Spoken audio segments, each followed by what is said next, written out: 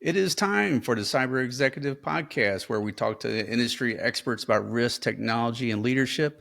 I am your host, Marc Ashworth, and today I have the pleasure of having Mark Clancy, the CISO with T-Mobile, here with me today. Mark, thank you so very much for being here as a guest on the latest episode of the Cyber Executive Podcast. Thanks for having me on, Mark. Yeah, I'm really excited about this. When we met a few weeks ago to kind of talk about this and everything, we had a really cool discussion and stuff. And one of the things that I thought was very interesting out of that is, as you were discussing various topics, one of the things was around talent planning, and so I thought that was a very interesting uh, phrase or conversation topic there around that. And so, can you kind of talk a little bit or describe some key components of this talent planning process that you mentioned?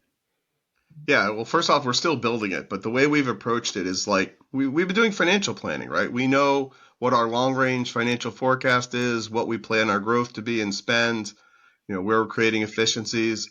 We do that with dollars, and often we do that with headcount. But what we found is we weren't doing it with skills. Like, what do our people need to know in 12, 24, 36 months so that we're actually building the talent we have and we're forecasting what we need, and we're then developing training plans and development plans for individual people to get them to where our labor needs are. So we're not always trying to go out in the market and hire. We need some expert who knows cloud security. We need somebody who knows AI security. We're doing more anticipation and forecasting where do our skills need to go so we can build our workforce to get there. And it's new. It's a new process, right? We don't have muscle memory on it. And so we're still doing a lot of discovery on how to do this, but just starting the conversation about thinking about it actually changed a lot of people's approaches of how they acquired talent and when they recruited outside, when they brought people inside, and then how we grew the folks we had. So that was the idea. Very cool. So, you mentioned this is kind of a planning or process here that you're starting. So, is there, or can you provide some ideas on how you're identifying future talent needs to be able to forecast these new positions and stuff as you move forward, as you roll this out? Yeah, it's kind of two things. One, in the company overall, we were doing this more skill-centric way of looking at our workforce, particularly in technology. So we were doing that in part of the cybersecurity group as well.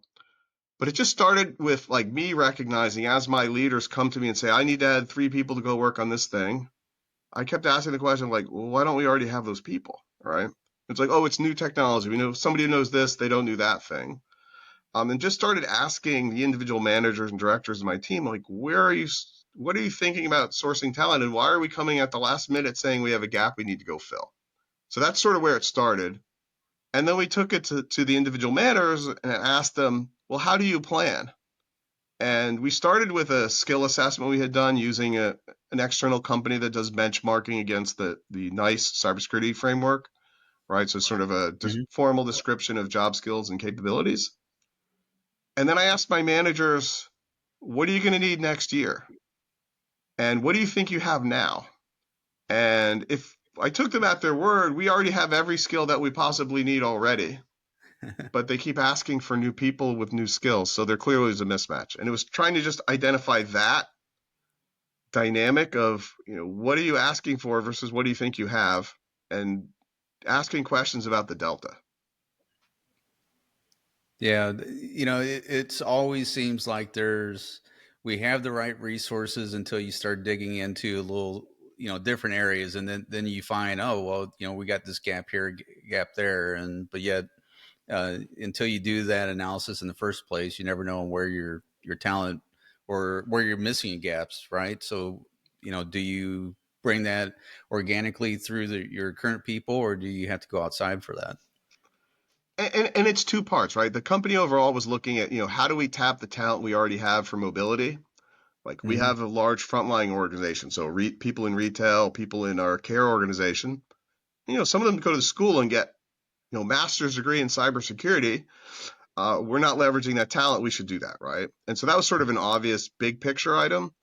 But when we got into the more detailed pieces with the line managers, right, they weren't really thinking that far ahead. And we were doing that on the financial planning side, but we weren't doing that on the talent planning side, other than like I think I'm going to need 10 more people next year kind of stuff. And then I said, and they're going to do what? And what skills do they need?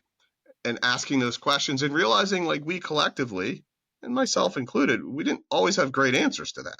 We were very reactive. We weren't actually forecasting what we needed, not planning for it down the road. Mhm. Yeah, and with talent planning, there's got to be some big challenges on facing those gaps and attracting and retaining the top talent as you do this. So what's some of those challenges that you're seeing on your side as you're going through this process and then combining that maybe with your existing processes? I'll sort of back up to like an early revelation I had many years ago when I worked at Citibank, which is there's only one cybersecurity job. It's the cryptographer diplomat. And what I mean by that is like when we create new job descriptions, we tend to load up 8 million things that somebody needs to know, usually from multiple different domains of knowledge, which it's unrealistic for one person to have all those skills, right? And we all did this when we were super tight on headcount. And like we fought really hard to get one new net headcount added to the team. And so that we had to cover like 15 jobs of that person. That's persisted across our industry for a while. So part of it was like, well, if we need people with diplomacy skills and cryptography skills, maybe we already have diplomats and we need to teach them encryption tools and techniques. And maybe we have mathematicians and we need to teach them to be diplomats, right? So that idea planted in my head like 10 plus years ago. Mm-hmm. And so now I fast forward to where we are today. I started asking those questions and we had a sense of the skills we had based on assessments that our teams had done. We could start asking, well, what skills do we need and how many people do we need? How many AI red teaming experts do we really need in 6, 12, 24, 36 months? And much like financial forecasting, like the first time you do it, you're wrong. The second time you do it, you're wrong, but you're less wrong. So we're just trying to build the habit of doing this repeatedly so that we get better as a function of time, but not so ambitious to say that like our first forecast is perfect and we've locked it in for 3 years, right?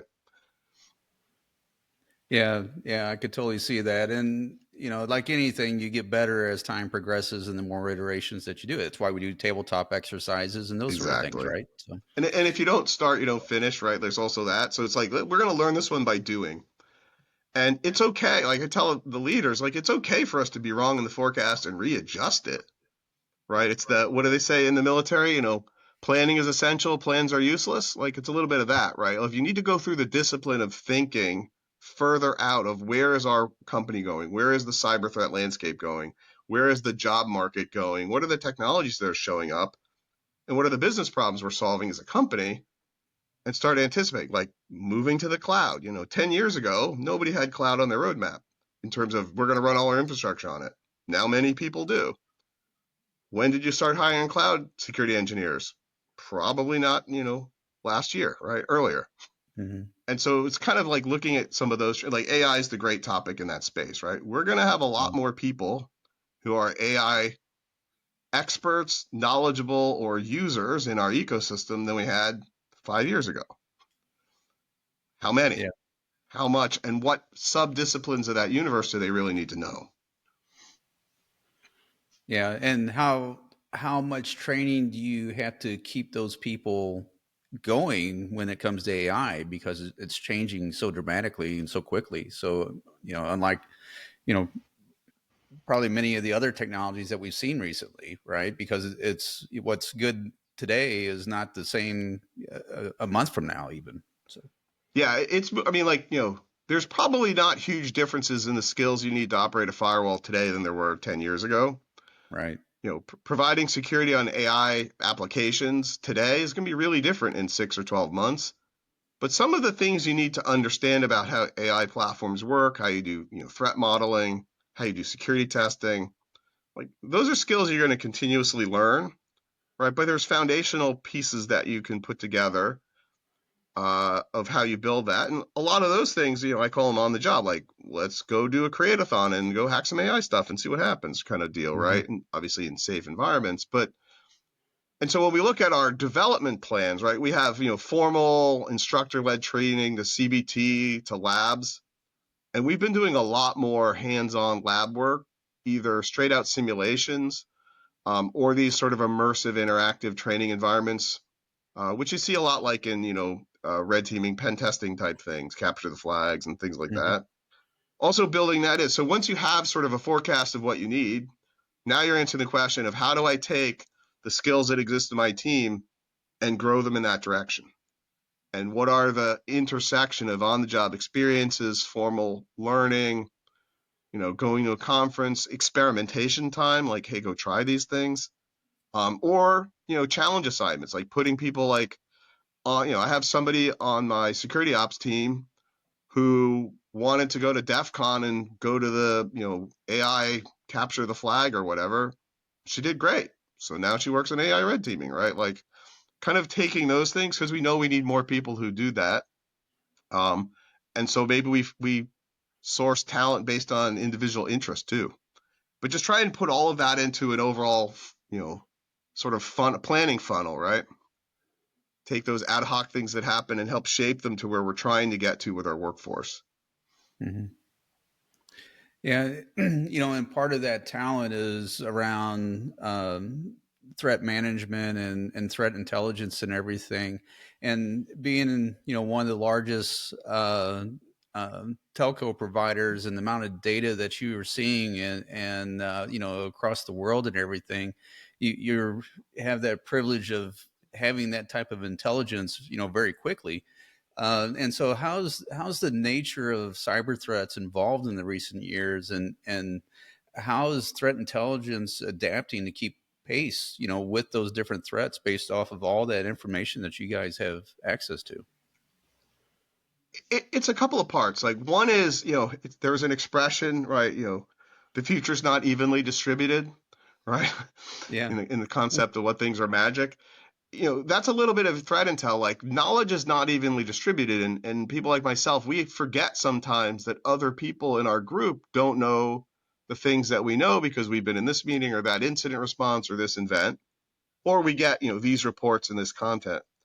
And so one of the pieces that we've done and continue to do is like, how do we brief out the broader team on the threats that we see and what we face, and also the ones we're worried about versus the ones that we're not, right? Like, I described there's a malware of the month club where, everybody gets a message that has a link to some piece of evil.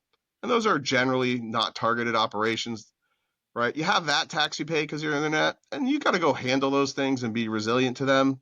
But really, you want to spend your time on those things that are more focused threats that are going particularly after your company or your individuals. And how do you get that knowledge across the team? And then how do you learn from that, right? Learn from others' pain, which I think has still been the hardest part of cybersecurity is like when bad things happen to other people, how do you and your institution internalize those so that you can learn from it before you experience it? You see a lot of that in the threat landscape. Like that's the tip of the spear where you can learn from others, see what's happening, and then ask the question of, well, what if it was here? What do we need to go do?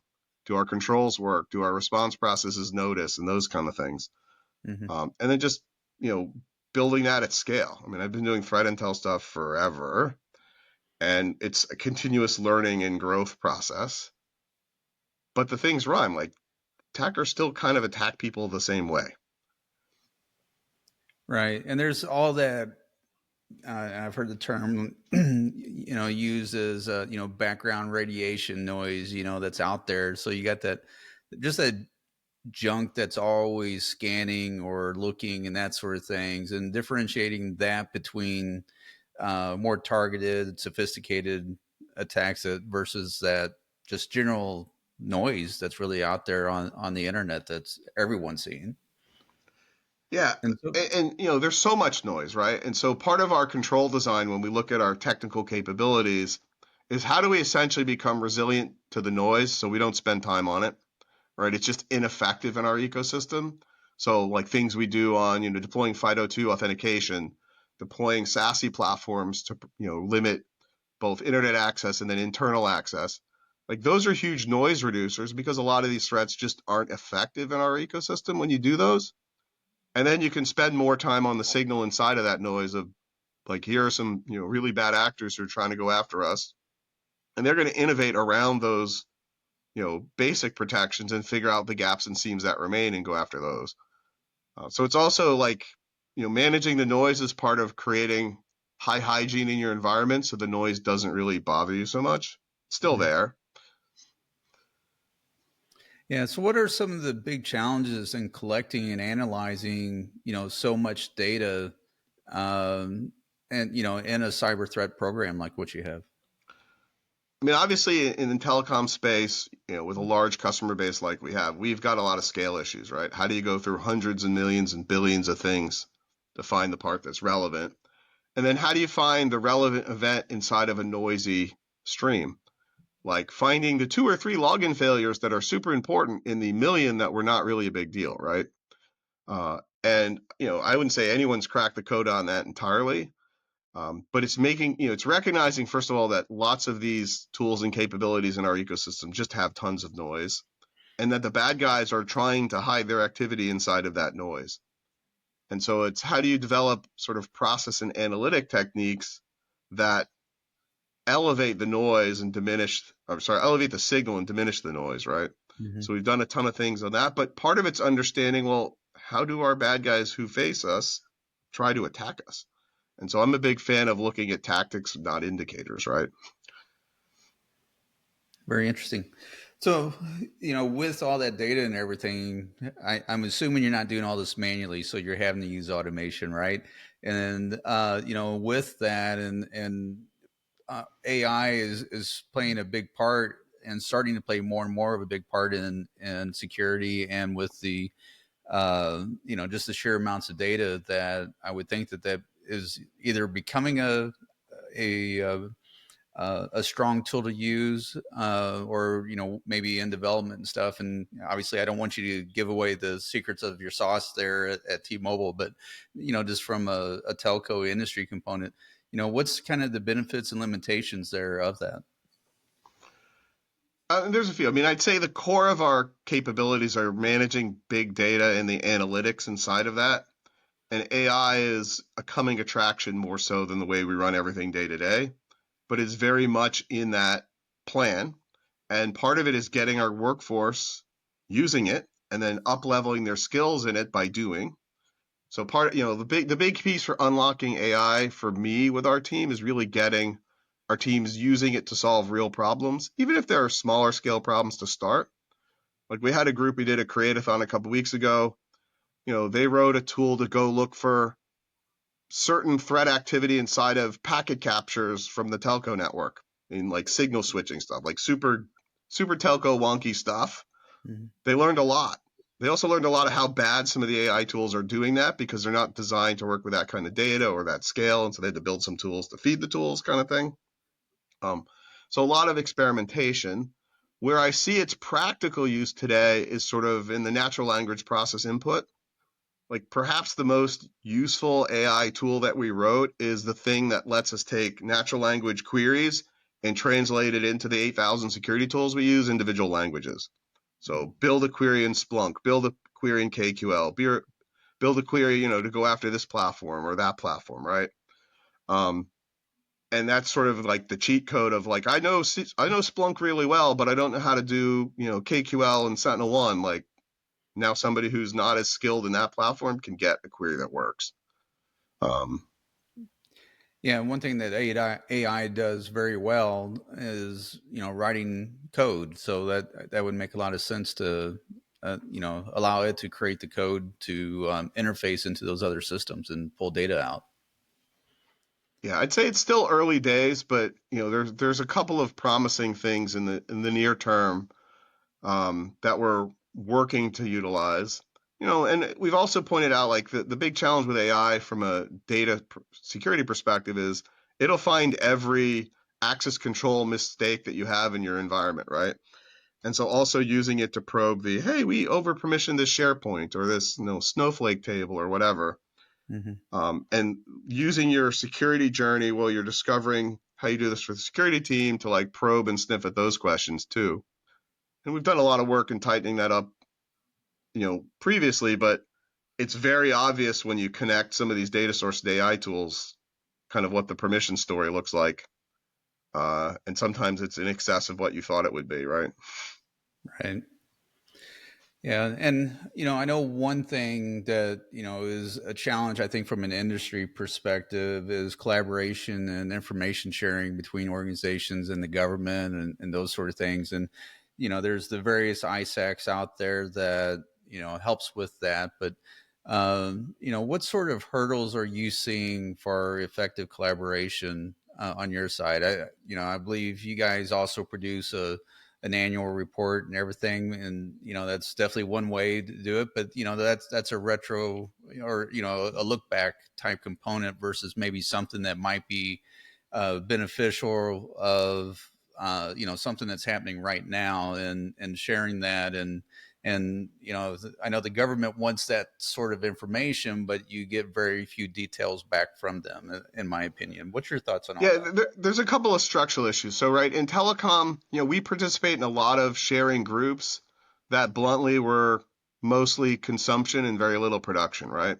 Mm-hmm. And so, starting in the middle of last year, almost a year ago, a bunch of the US and Canadian telcos got together and said, we need to change that dynamic. Like, our teams had been doing really good jobs sharing physical threat data, like about fiber cuts and stuff like that. Mm-hmm. But we really weren't talking that much about cyber topics, certainly not with any specificity. And so we started meeting regularly, at the CISO level. We got the security ops teams together a little less frequently. And then we basically established another sharing forum, which had both, confidentiality and legal protections in it. And a couple of us just started sharing more stuff. Like 3 or 4 of us kind of bootstrapped the start of it. And that really kickstarted the collaboration we've had for now, about a year now. And Mm-hmm. as we get into, some of this adversary activity that we've seen in common, that also focused the minds on a few more. And so we got better at sharing. It's not like I was in the financial sector, and I think all my peers would say the same, where we've not institutionalized it at scale across the industry, but we've started to make the right moves to get there in telecom in the US and Canada in particular.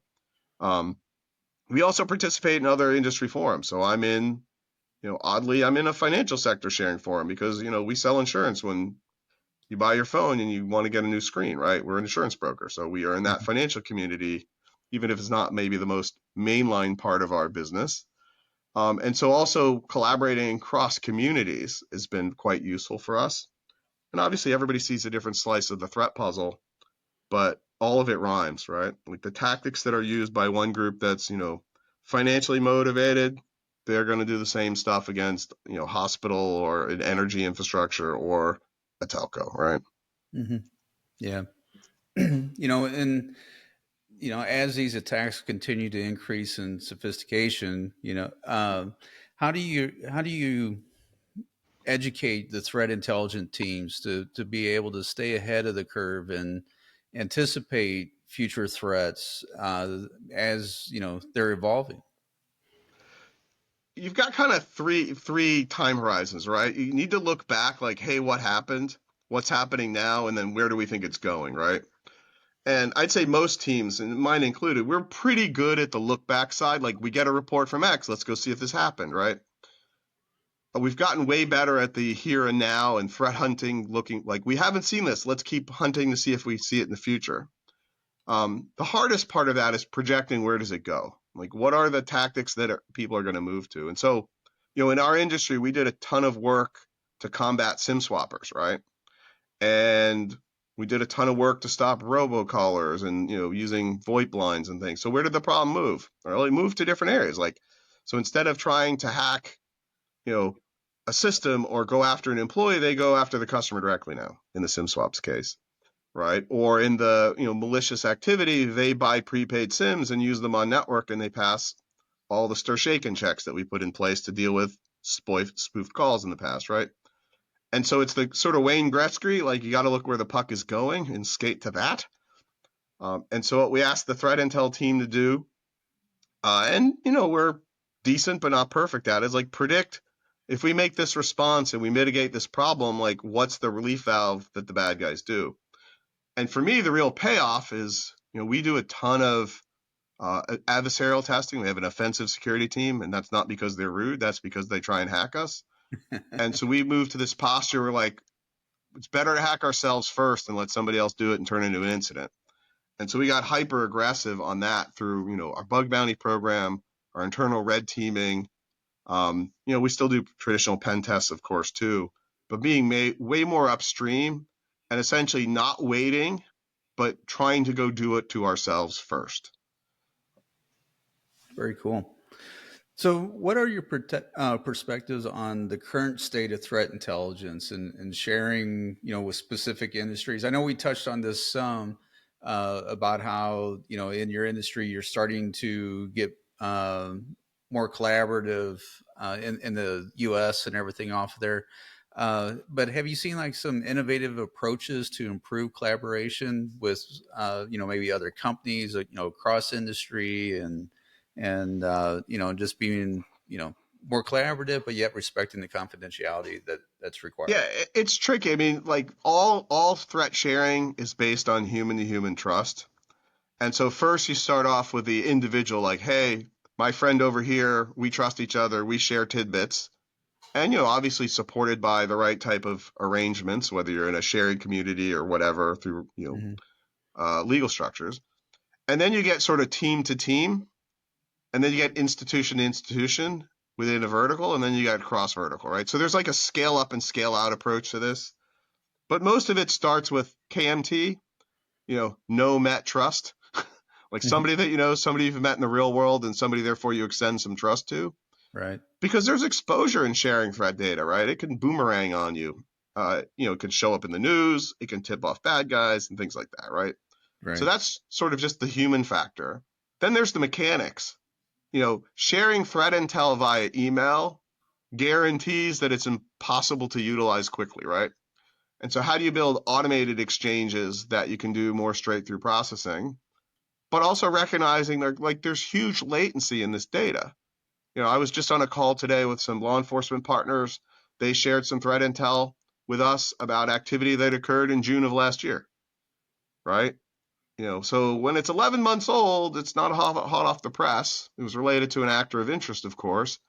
Um, but you have to recognize a lot of the shared data has some level of latency in it, usually measured in weeks, not always in months and quarters. Um, we got another piece of intel shared with us from a fellow telecom, and they shared it with us. We went and looked for that activity, and we didn't see it because it hadn't happened in our environment yet. And then a couple months later, it showed up in our environment. We're like, oh crap, here it is, right? And so there's this whole, like, I call it the temporal nature of, like, you got to understand the time context of what's being shared. If you're getting threat intel that comes out of malware analysis after an incident, it's typically going to be weeks late, right? Because you got it, you ran the analysis, you built the report, you looked at it yourself. Now I can share it with my friends, kind of thing. And it happened weeks ago. And so it's really hard to know the time context of a lot of intel. And so when you build your capabilities, say it's automation, we do like look for this going forward, and then a separate activity of go hunt for this in the past, right? And so you got to build that. And when you build automation pipelines, things like that, you actually got to build it twice, right? And then some data decays quickly. If it's an IOC about a particular web hosting malware, like the time to live of that's super short.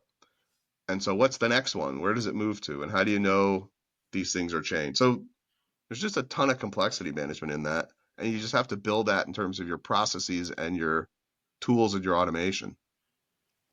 Yeah, and I think you bring up a really good point that there's, those TTPs and those sort of things are weeks behind, at best. You may get something every once in a while that may be sooner. So that automatically puts the defensive guys, way behind of what's actually going on out there. Because if it's something new, it takes time to do that analysis to figure out what's going on, what to do, and now you're playing catch up right away. And if it was something that occurred a long time ago, like you mentioned, now you're even further behind off of something. And then hopefully that's not already in your environment at that point.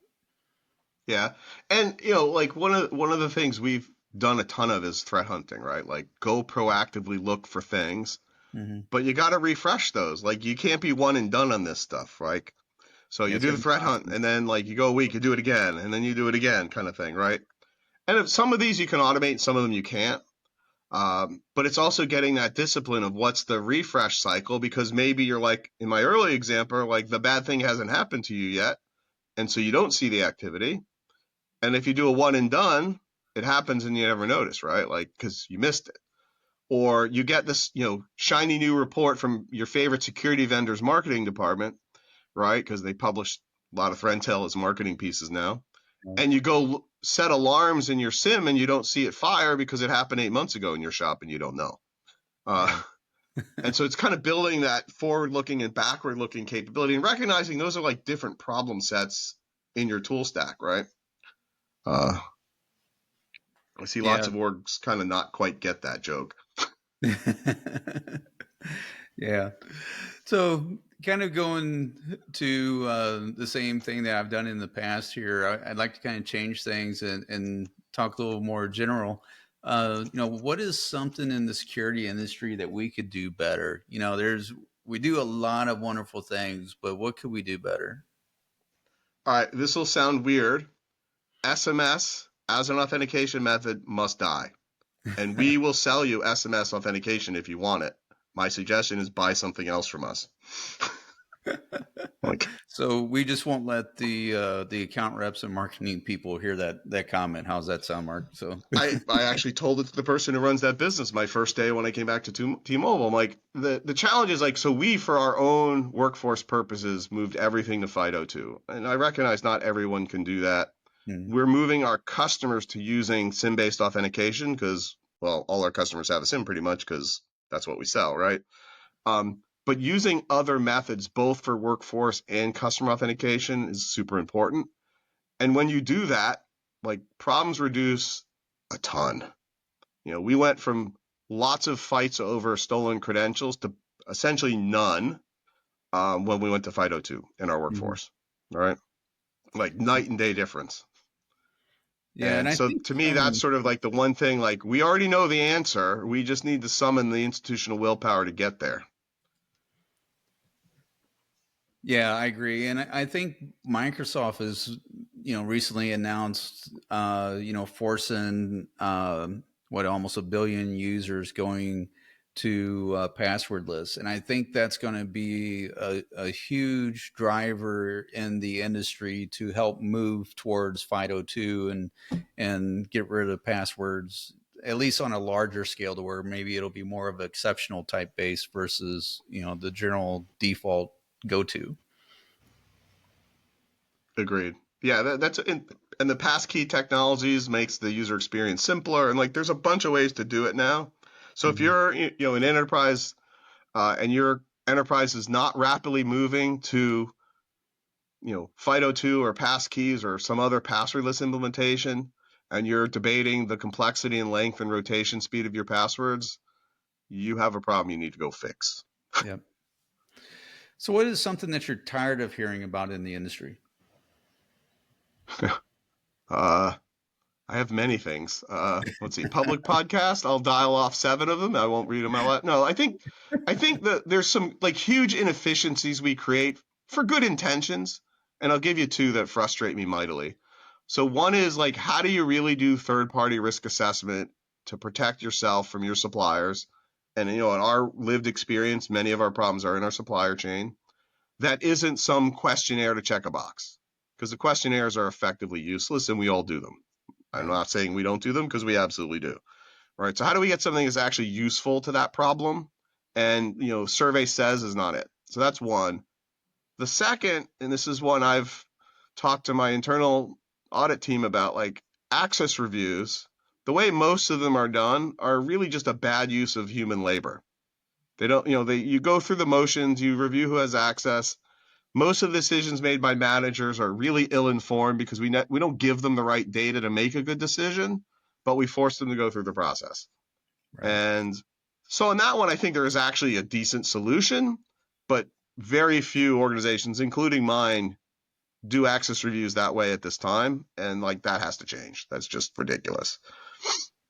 Yeah, I agree. And I And actually had that conversation with another executive earlier this week about the access reviews and and the effectiveness of it and that sort of things, because the data is kind of very cryptic, so what is, if I can't understand half of it, what's a regular manager, how are they going to be able to understand that Exactly. stuff? So Yeah, and so I think yeah. the future on that one is context. Like you provide context of Mark uses this thing every day. Here's Hmm. other people who look like Mark who use this thing. Here's what it does. Here's who should have it and here's who shouldn't have it, right? Like, and then if you provide that context and then you subset it, like, and this is where I think the AI tools can really reshape this. Here's the 900 things your department has access to. Here's the 8 things I need you to look at. Here's the 600 things that make sense because everybody uses it. Here's the 300 things nobody uses. We're just going to remove it. Right. And you focus that managerial, people manager time on those 8 things where they need to actually make a value choice and a decision with enough information to do it.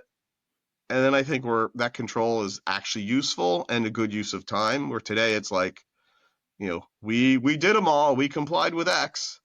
Right. Um, Yeah. And it's challenging, and it's there's probably are solutions out there, but they're not simple or easy to do. And then, or they're very expensive for something that is, maybe done, quarterly or yearly or whatever the frequency is. So, yeah, it's a huge inefficiency, and it's become one of these like go-to compliance mantras.